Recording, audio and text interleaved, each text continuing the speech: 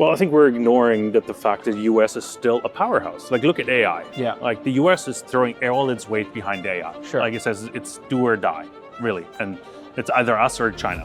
Gold has done all of those things at different periods of time. I don't know if this is going to be a 2000 scenario in which gold goes up 10 years. I also don't know if this is going to be a 2013 scenario when gold stays flat for 6 and 7 years. How would you walk them through that conversation? Special coverage from the floor of the World Symposium is brought to you by Palisades Gold. We're back at the World Symposium. Here with me is Kai Hoffmann, CEO of Soar Financial, and he's our portfolio manager now. Congrats on launching a fund last year. We're going to talk about that. We're going to get your take on what the best opportunities in the resource sector are and whether or not you think this is a good time to get in if you've missed the boat on a lot of the metals we'll be talking about today. So welcome to the show, Kai. Good to see you again. Yeah, likewise. Thanks for having me back, David. Right now, there's a divergence between copper and gold, as you know. That begs the question as to which one is a better opportunity, given that gold's pulled back a lot more and copper has been trading alongside stocks. Now, let's start there and set the stage for us. What's happening with the commodity landscape and where are the best opportunities? It's a big question, David, and I really appreciate it. Lots going on in the space. So you got to separate the headlines from the real news. Yeah. So I think copper is more fundamentally driven. Yeah. That's why it's stayed where it's at. Like, we're still over $6 a pound. Right. It's fairly strong given the price action, although like the tech stocks have been come under attack recently. Yeah. And copper is still hanging in there. So there must be more to the story. It's an emerging trend here. People love copper, gold, especially copper stories right now. So we're seeing there's a massive need for copper. So that's one side. Gold is more headline driven lately. Like, it's reacting to potential inflation risks. It's really reacting to what's happening in the Middle East. Will this drive inflation higher, lower? Are we going to see a rate hike? So it's more headline driven than anything else, meaning it's more sentiment driven perhaps than copper. Well, copper, as I said, is more fundamentally driven. So that's maybe the main story. And that's why they're separate, in my opinion. Let's suppose, I'm not saying this will happen, but one of the concerns from investors is the rollover in the AI trade. If the bubble does burst later this year, if stocks do come back from their valuations, what happens to commodities? Anything that trades alongside those stocks would be impacted, you think, besides copper? Or is that the only thing? No, I would agree. So recession risk is real, of course. In the AI trade, we all know we're in bubble territory. We're really high. Although there's still growth happening. Like, Samsung reported numbers today, and they were fantastic, but they were warning a little bit about CapEx and CapEx spend. And that's what put a damper on things, and the stock sold off 6-7%, and it's pulled the main market down with it as well, right? That's the fear. The question is, though, AI is revolutionary. Like, how long does it take to implement it? How long does it take to create or lose jobs? Is it inflationary or deflationary? Those are topics that are being discussed right now, because job losses, we have the banks reporting soon. Like, how quickly will AI replace the workforce? And I think it's slower than perhaps a lot of people think. It's a common theme. We always exaggerate, and maybe social media is amplifying messages that it shouldn't amplify as much as it did.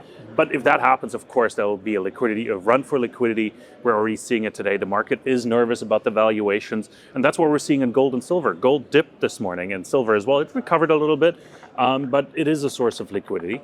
And when we do see the recession fears, coming back to copper, I'm jumping around just a little bit, but copper will be part of that as well. If you hit the recession, then global recession, even at that, then copper will come under attack as well. But overall, we need copper to electrify the world. We need copper, for everything, even data center built out, everything. Like, I'm repeating what a lot of your guests are already saying. It's not news, but copper is fundamentally driven and needs that feedback.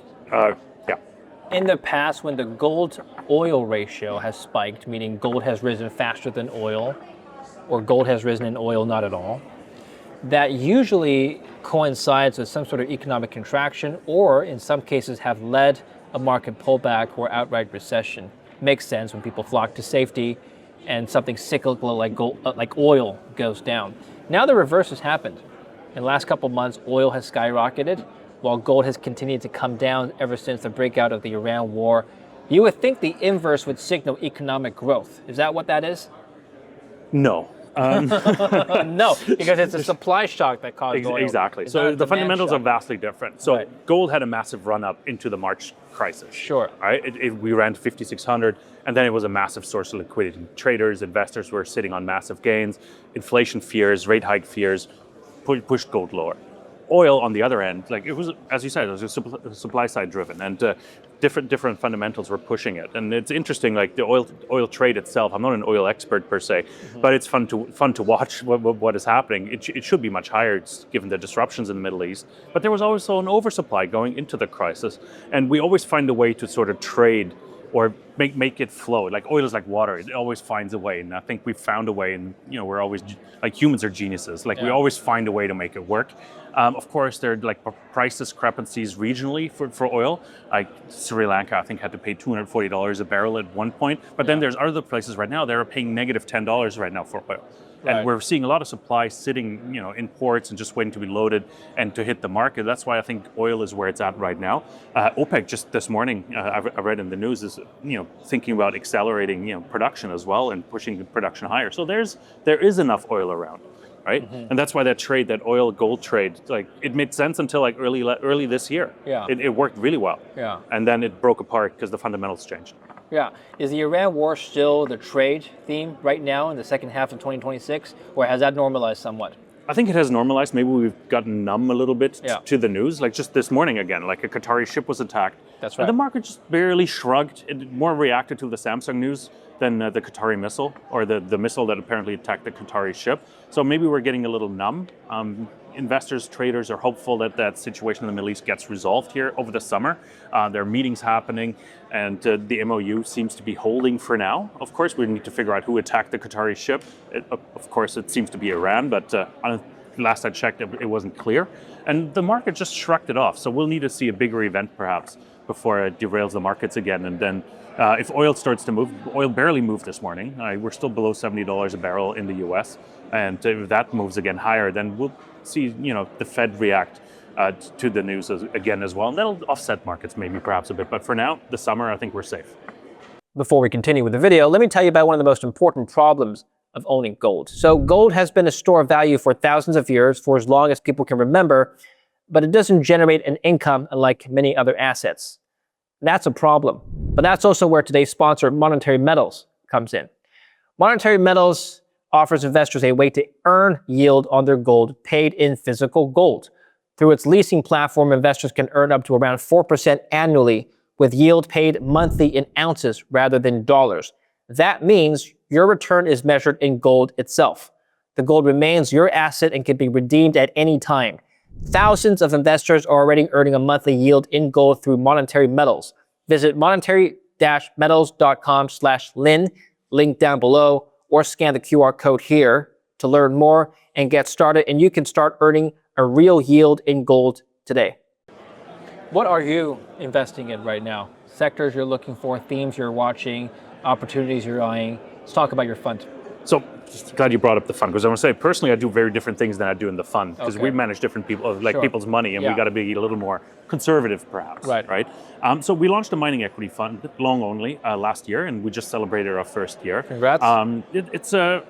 We built a pyramid. Like, it's nothing new and radical, but at the base, we have the big companies, we have the streamers, the big producers, just to have a base. And we've done really well over the last few months having those positions, because there's a bit of stability. Of course, they came down with the gold price, but the streamers, the big producers were the bases, and then we have the developers. That's personally my favorite space, is the developers. You get the most leverage, especially to gold price, and then the explorers, like a small position that we have right now. I think we have two names in the fund right now that are more, I'd say, more explorers than developers. Gold, silver, copper is the main focus. We have a uranium company in there, Cameco, is not a big secret. We're very transparent. We put out a newsletter every month, and we analyze every single stock that we own in the fund. But the developers, I think, are have the most leverage. They're the most hated. I wouldn't say most hated, perhaps, but they're unloved right now by the market as well, because gold came down from 5,600 to 4,000. So the metrics look a bit different, but the developers are still looking fantastic on paper. And is there a particular type of metal that you're more interested in? Mostly gold and silver, I'd say. Of course, we're looking for copper opportunities, but there are not too many around. We like what's happening down in South America. We have a few names in the portfolio. I like what's happening in the US. Ivanhoe Electric is a name we hold in the fund. Which I was a bit disappointed that they didn't chase Arizona Sonoran. I just saw Allison sitting over there. And she was with Arizona Sonoran. That deal is sold. They sold to Hudbay recently. I thought Ivanhoe might come over the top a little bit, because they're neighbors. So I was a bit disappointed in that. But no, gold, silver, copper. Copper, we need some more opportunities. We want to add more positions on the copper side. How actively do you rebalance the portfolio? Very actively. So Okay. we manage it. I talk with my partner every day about what we're doing, whether we're holding steady or whether we're adding to the positions. We do have inflows. We're in a fortunate position that we have inflows right now because it's fantastic with the market that's going down and you have inflows. Can you tell us, are you adding to your positions right now with the GDX pulling back 35% already? We have recently, actually. Last week we bought some more. Today we're a bit more hesitant. We're just waiting to see what the market was doing with the news over the weekend, and of course the U.S. Getting kicked out of the World Cup, massive news factor. You got to keep that into account. You never know what happens. I shouldn't laugh. I'm sorry. It was a tragic day. No, but I saw some memes this morning. It was like, market is down because the U.S. lost, in the World Cup yesterday, of course. But no, we're really active. We're watching the flows. We're watching what's happening. We're watching sentiment. Of course, we're watching gold and silver make a bottom here, and it looks constructive. Don't quote me in a week from it if it breaks down again. But gold wants to find a bottom, silver as well. Well, you have an Oren Inc. index, right? Tell us about that. It tracks capital formation, I believe. It tracks financing in the space. How would you use that as an indicator now that you're investing for a portfolio? How would you use your own indicator to gauge where things are going? Absolutely. So Oren Inc., it's been an interesting year so far. We raised about $4.5 billion. Keep in mind, last year in total, we raised $6.8 billion. Or what date is it? Let's say July 1st here. So we're already way ahead of what we raised last year. In 2011, we raised about $8 billion. That's mostly in the junior space? That's all junior. Sorry, I need to, forest before the trees. Sure, so Oren Inc., we only track financings below $100 million in equity. I see. No debt, no other shenanigans. Yeah. And no market cap, or companies with market caps above $1.5 billion. So really the junior end of the market, and we've been on record pace this year. Of course, March slowed down. Like the first and second week of March was okay, but then we've seen a bit of a dent in the financing activity with geopolitical news. It makes sense, but we're somewhat back to normal pace, meaning the companies are raising capital. There is money around. I just personally want to see more people buying the markets. Yeah, okay. So somebody just told me, I'm not going to say who, something I guess a lot of people have been thinking about for quite some time, which is that yes, people would like to have raised money and engaged in M&A when prices were lower, but that's not how the industry works. When there's excitement, when there's euphoria, that's when checks start to get written. And the fact that you said that things have slowed down a bit after things picked up a lot, it makes me wonder if that's a signal for a market top. No, I think it's a pausing. Like we're pausing right now. It's really geopolitically driven. Right. Inflation fears plus rate hike fears. So I've done a bit of work on trying to correlate our Oren index with what happened when the Fed cut rates back in May. Raised rates back in March and May 2022, but also the same what happened like in September 2024 and then subsequently here in 2025 when the Fed cut rates. That's when the risk capital flowed back into our sector.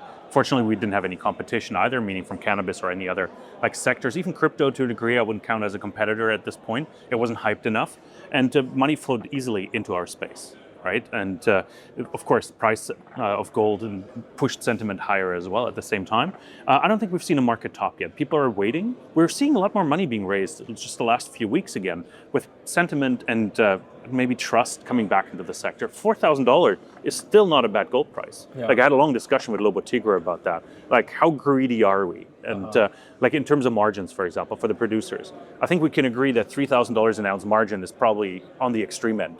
Very extreme end. Right. What is a normal margin? $1,500, $1,700, $1,000, right? So I think that's where the market needs to figure out, okay, what is realistic here? Yeah. Right. So I don't think we've seen a market top per se in the stocks. Yeah. There is a pause. People have been sitting on a lot of gains. People have made money in the sector until very recently. So now with the liquidity, let's call it a liquidity crunch. People are trying to get out of the tech names. They're trying to take money off the table. We're still in the midst of summer. Volumes are lower. So I think it happens at the same time here, but I don't think it's the end of or the market top here. I think there's more to come. We're just taking a breather. Yeah, Lob and I have been talking about what to do right now, where the bottom may be. I'll get your opinion as well. Does this look like 2012 right now, the beginning of 2012? Hopefully not. Yeah. Quite honestly, because we've seen a long sideways period. Yeah. But a long sideways period at $4,000 gold, is that something that we frown upon? I would actually write it, okay, 4,000 for the next 5 years. That's something you can plan with. We haven't seen any cost increases really. Like I know Lobo talked about since we're discussing it, but margin compression, like wages going higher, oil price, which has come down quite a bit. That's interesting. Right? Let's suppose gold doesn't move for the next 5 years. Let's suppose we get a $4,000 environment for the next 5 years. So obviously in that particular scenario, if you had a crystal ball, you wouldn't buy gold because there's no capital appreciation there. If let's say your holding period is 5 years, but how would you make money on the equities? Like what is the upside on equities? What is the leverage if the underlying doesn't move? Growth, right? So really growth, and in the end it's value to a degree as well, because once you grow you can pay a dividend. Growth in the deposit size? Yeah, deposit size, production, maybe Okay. you M&A, because some companies will remain unloved because they're not seeing that upside, and maybe a better management team can make it work. So that's where the alpha is. When you look at all those companies you've worked with and invested in, and you look at the companies that have underperformed the commodity price, whether in a bull market or in a bear market, what are some of the common traits that those companies, those underperformers have had? Often I've noticed it's management maybe telling a poor story. Oftentimes the asset is actually great, but the management can convey that to the market. And then the market goes elsewhere, especially when a stock has been lingering for a few months and there's no activity or action, people go elsewhere. They get bored and they get tired, right? When they say tell a good story, they need to be able to sell the product. Okay. In the end, you're trying to sell a product, which is your company, which is your stock. Yeah. And if you can't do that because you're a poor salesman, then the investors go elsewhere because they go to somebody, hey, they're promising me something and that I can relate to, right? So I'd say it's management. I know it sounds a bit cliche. That's right. And then not being able to raise money to a degree, which comes probably from poor salesmanship. So access to capital, and then being slower in drilling out a deposit or reaching certain catalysts like a resource estimate or a PEA in that space. So I think that's the main driver here. So because a great management team can make a mediocre asset work. And typically, how long is the runway for junior? Well, that's a good question because it really depends on maybe the asset they're at. I asked this because I realized through discussions with people that some companies are stuck in a bit of a cycle of their own, and they may not be able to capture a bull cycle if, let's say, they've still got 12 months of runway left and no one's going to give them money. One thing I've learned, like companies are like cockroaches. They don't die, at least not in our sector. I don't know why, but they always find somebody to give them 200 grand. Okay. They always find somebody to pay the auditors. Sure. So some companies, like especially like 2 years ago, I was sitting there, like I was looking at like an exhibitor list of a certain conference. I was like, whoa, they're still around? That company's been around for 20 years. Easy. But they've never really achieved anything. They always keep raising like $500,000, $1 million, maybe 2 on a good day, but they never get anywhere. Right? And that's why I call them cockroaches. Because they don't die. Like at some point, like we needed the market to sort of cleanse itself, but it's not happening. Yeah. Are you concerned about other commodities being affected by the Strait of Hormuz closure, in the sense that, okay, you've got oil, it's gone way up, and now it's come back down. And I wonder if that choke point has caused a ripple effect into other commodities in either direction. Like I'm not an agricultural like commodity expert, but we just this morning on our call within the fund, we talked about wheat, for example. There's a ripple effect, of course, with the heat in Europe, the heat in the US, that wheat could be under pressure. Coffee had a really interesting move as well. Right. But you're talking about maybe sulfur, phosphates coming out of the Strait of Hormuz. Like sulfur prices are coming down again as well. What I'm still waiting for is that lag effect everybody talked about, like that 4 to 6 week window where everybody says like, well, we're not getting any fertilizer. What is happening here? And that, I don't think we've seen that fully priced in yet. We'll have to see what that means in the fall when it's time for harvest and what the numbers look like, because it feels like, and I'm not an expert, maybe these numbers are already available, but I haven't seen any concrete evidence, or at least the market has been like shrugging it off. They're happy to move on from that whole Hormuz story. And we'll have to see maybe in the fall what those numbers look like. What about fuel costs for producers? How have they hedged their margins? Like I'm generalizing, but negligible. Okay. It depends, of course, on the asset. If you have an underground or an open pit, you need more fuel. But in general, like I think Newmont had a great slide in their deck back in early March about fuel price, and it's a very small factor in their operations, right? So it doubled. Yeah, it went from $65 to $120, but that was a very short period. I forgot the company's name, but one of them actually forward hedged their complete production oil needs for the year. They might actually be here at the conference. I spoke to them like half a year ago or something. But they hedged forward the whole year's like production of oil, like oil consumption. Sorry, they're not affected, and now oil's back down again. Yeah. So I think that's another story that's a bit overhyped when it comes also to margin compression. You have to wonder, like, how high does oil have to go to completely eat up our margins? Like, one thing I'm maybe a bit more concerned if gold stays at 4,000 for 5 years is that the workers starting to catch on, the unions starting to catch on. It's like, well, you're selling it for 4,000, you're producing it for 2. Where's our piece of the pie? Yeah. And that the wage pressure might actually push margins, like, or decrease margins a bit. But again, like, how high do the wages have to grow or go for the margins to be completely eaten up? So you need a perfect storm of $300 oil plus insane wage inflation to completely eat up those margins. How do higher rates impact gold? The risk capital disappears, yeah. At least temporarily. We've seen that in May 2022. We've seen 50 basis point hike there. And the risk capital, just the wallets of the investors just completely went shut. Yeah. It just completely closed. Right. And I think we've seen the opposite happen in September 24, when we've seen risk capital actually come back into the sector. Yeah. Right now we have a bit more competition also from space and other sectors that are taking, like the data centers, we all know the stories, that are taking a lot of liquidity. They'll be affected as well because it's risk capital that's going into those sectors. Mm-hmm. I've heard someone call this sector a pump and dump. And this is somebody Mining in this or sector. Space? No, not space. Precious metals, not just mining, but also the metal itself. As evidenced by the price moves in the prior 3 cyclical bull cycles, 1980, 2011, and then now, right? It goes up to $5,000 in the span of not many weeks, and then all of a sudden in one bloodbath, you have a 30% decline overnight. Like, how is that not a pump and dump? You know, I don't know. This kind of rhetoric doesn't lend credence to the fact that this is a safe haven asset. Is the point I'm trying to make.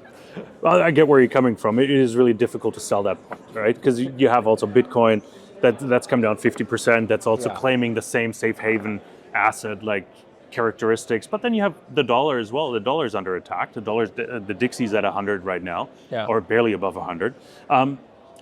It's not a pump and down. You need a lot of money.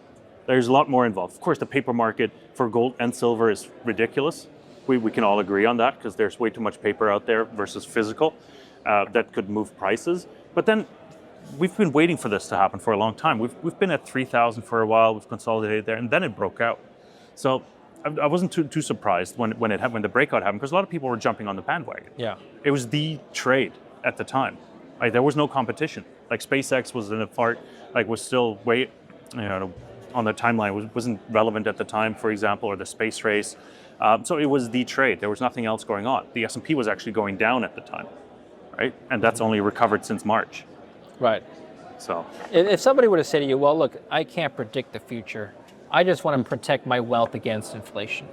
And 3-4% over time per annum, that compounds. And so I have a few options. I could buy something that produces some sort of fixed income that beats 3% annually, or I could buy an asset and bet on it to go up. That's also called investing. So gold has done all of those things at different periods of time. I don't know if this is going to be a 2000 scenario in which gold goes up 10 years. I also don't know if this is going to be a 2013 scenario when gold stays flat for 6 and 7 years. Nobody knows for sure. So I'm just really confused. I don't know what to do with my capital. How would you walk them through that conversation?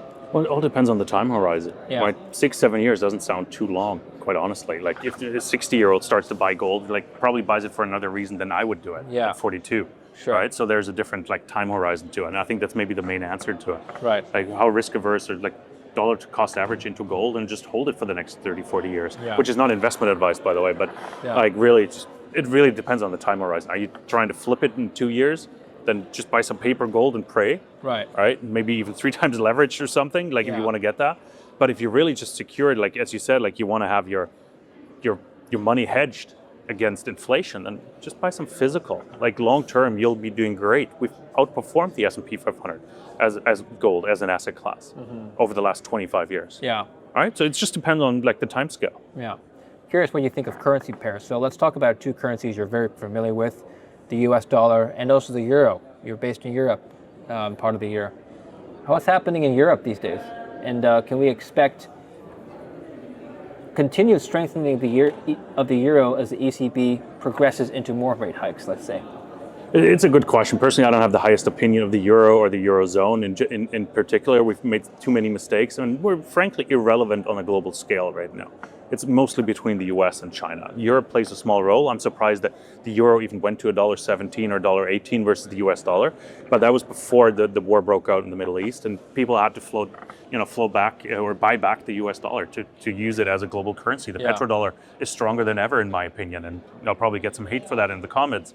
But I think the US has done something for the US or the petrodollar to strengthen it and maybe slow the decay. Why would you get hate in the comments? Does your audience not like the dollar? Because everybody's like, oh, the dollar's going to zero, right? And we got to own gold. So, but I think the petrodollar, it's going to be here for a while. Like, people are buying. Turkey's the best example. They sold gold to buy dollars to stabilize their currency. Yeah. That's the best example. Yeah. Right? Yeah. Not to throw certain commentators under the bus here, but that narrative has been around for quite some time. The fact that the narrative that the dollar is going to go to zero, buy some gold or hard assets. Okay, to a certain extent, we've seen de-dollarization around there, but the dollar hasn't gone to zero. The Dixie's gone up in recent months.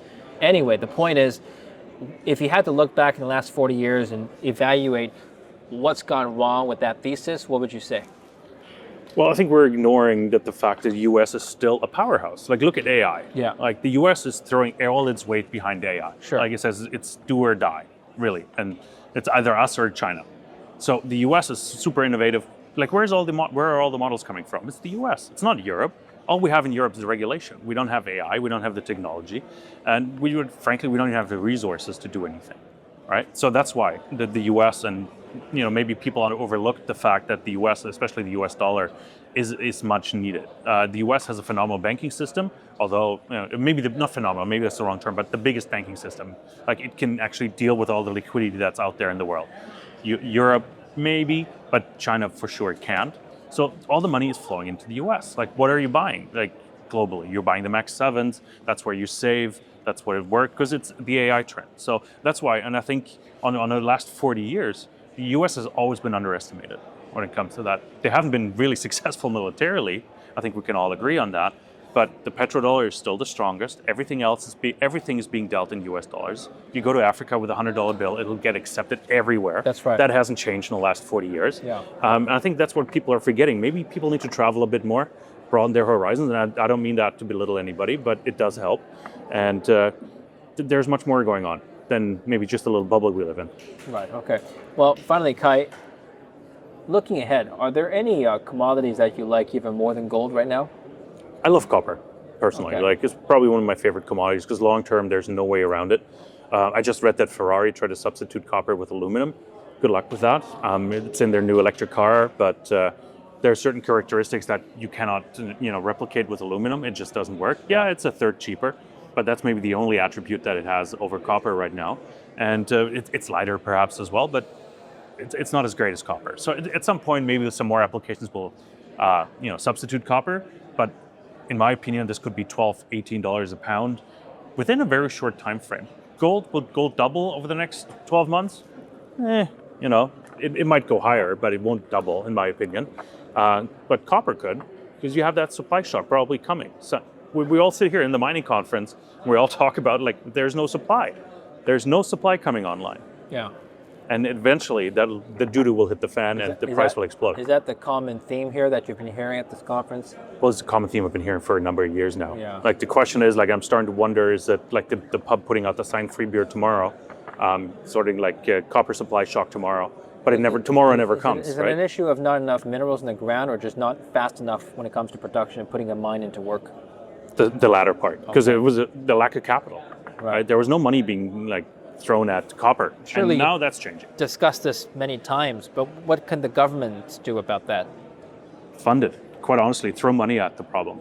If you really want, I was in Berlin recently at a raw material dialogue, poor translation, but something like that, with government representatives, and it's like, hey, we have a 10 billion fund that the EU wants to start for mineral security, and the question was like, okay, how do we allocate it? And there was a group discussion around it, and most people put their dots on the exploration side, because that's where A, secure access, and B, that's how you start the whole chain. Exploration is everything, and if you don't have enough money to explore, you can't really secure the supply chain. Didn't the U.S. launch Project Vault this year? It's a critical minerals deposit. Copper falls into the critical minerals category. Have you read up on any progress in that front? I haven't heard any news from that. It's a combination of private plus government funding. I think $12 billion. But I haven't heard anything about them buying any materials yet. So that'll be interesting. But we're seeing government grants, like MP Materials got like $450 million from the US government for Mountain Pass, for the rare earth project to build up the processing capacity there. So the governments are getting more active. You would think that, okay, it takes 12 to 15 years to put a copper mine into production, let's say. Minimum, yeah. Now, the U.S. probably doesn't have 15 years to stockpile copper if, let's say, they want to diversify away from Chile or China. So what do? They have to buy a big load of copper now and stockpile it like they have a strategic petroleum reserve. They need a strategic critical minerals reserve. You would supposedly hear news about this buying. I'm not seeing much news about that. No, I haven't heard any news. I think, but it would be easier to actually just give permits to certain projects in the U.S. and actually start production and then buy it off of them straight away. Why aren't they doing for example, right? So there's some red tape. There's some opposition locally, like Resolution is one in Arizona. There's other assets in Alaska. So the U.S. has enough copper, which is interesting. I read in the FT a few months ago that the U.S. actually has access to an oversupply of copper if they were to develop their own mines. China is undersupplied, right? So the roadblock is it's permitting to a degree, like local resistance, permitting. It takes time to permit. We want to do things right. No cutting corners, but it takes time. And at some point, maybe it needs a bit of a push, especially when all the boxes are ticked. And then maybe funding to a degree as well. But I don't think it'll be the case for Resolution or any of the bigger ones. But just giving grants and access to capital for the exploration companies. Of course, there will be a lot of waste. That's how it goes. But if you don't provide capital, you'll never secure your supply chain.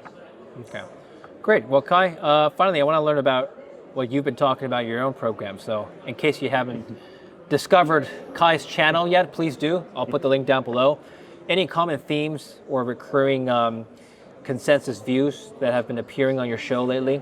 It's starting to get a bit repetitive, I have to admit. I'm not sure if you're seeing the same, but it is fun. Like, we launched the channel back in 2020, and we switched to macro discussions back in 2022 because I wanted to understand, okay, what is happening? Why aren't the mining stocks moving? And before, you were doing primarily mining conversations? So yeah, mostly with mining CEOs. Sure. And then on the channel, we switched more to macro because I wanted to understand, okay, what is happening? Right? It is fun to talk geopolitics. That's right. I love that. It's personally like one of my favorite topics. And U.S. inflation discussions. What is the Fed doing? Do we like Kevin Warsh? Do we not like him? Way too early to tell. But those are common themes, right? People want to know, okay, what is happening? It seems like sometimes they want to day trade off your interviews, which is not a good idea. And don't ever do that, please, because people pester me for timestamps and exact date and time and seconds when it was recorded, of course. But common themes are Fed, inflation, geopolitics, and what is happening to gold and silver. Where's the bottom? Yeah, I often joke to people, I'm a contrarian indicator, so when I'm buying, that's a good indicator. So it kind of makes sense when you think about it, because people in media, I start paying attention to things when there's hype and people talk about it. And when nobody talks about it, that's probably when you should get into a sector. All right. Well, thank you so much, Kai. I appreciate it. Where can we learn from you and study your work and follow you? Well, Soar Financial is the YouTube channel. My DMs are open on X, so at JR Mining Guy, really easy to reach out. LinkedIn is open as well. Send me a message. Just let me know where you found it and what the connection is, because I don't accept everybody. But if there's a short note, really happy to connect. Yeah, all right. Well, thank you so much. Appreciate it. David. Thanks so much. We'll put the link down below. Please do follow Kai, and thank you for watching. Don't forget to like and subscribe.